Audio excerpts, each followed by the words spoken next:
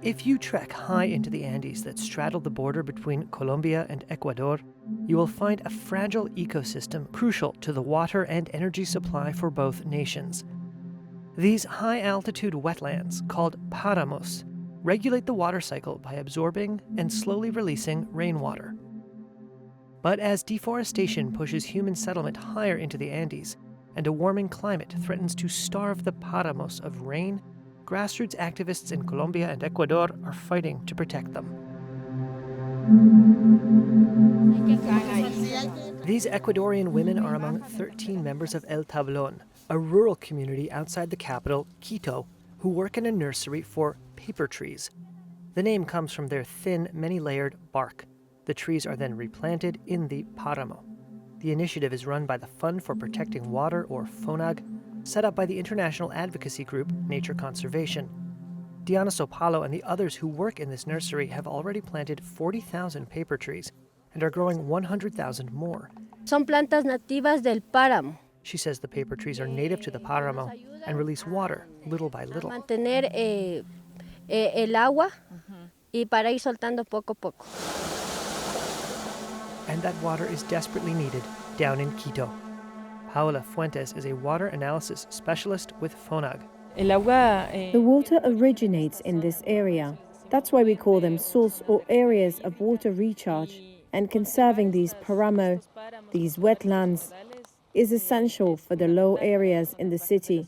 Almost all the population of Quito is supplied with water that comes from the páramo. And the water is even more desperately needed over the border in Colombia. Drought has led to rotating water rationing in Bogotá, Colombia's capital of almost 10 million people, while Ecuador's energy grid has been pushed to the brink, prompting power cuts to conserve water in dams. Both countries are largely dependent on hydroelectric dams for domestic energy.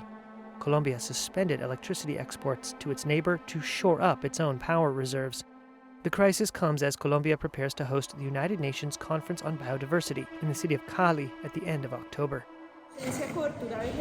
Patricia Bejarano is the director of the Sustainable High Mountain Landscapes program run by Conservation International's Colombian chapter. El problema de la deforestación de Amazonía, combinado. The problem of Amazon deforestation, combined with the variations of the climate that are caused by climate change and by the degradation of the soil, is what has caused the water dynamics to change. What we seek is to work with farmer communities to recover some characteristics of these ecosystems, which allow us to improve resilience and reduce vulnerability.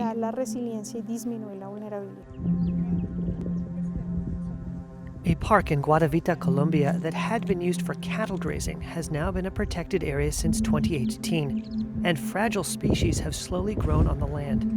Doris Ramos works on environmental affairs for the Guatavita mayor's office and says their efforts could have significant impacts, but are facing significant risks. Well, we have the problem of climate variability. While we are restoring this ecosystem, it brings great potential for water, flora, and fauna ecosystems. It is also vulnerable to all the consequences of climate change.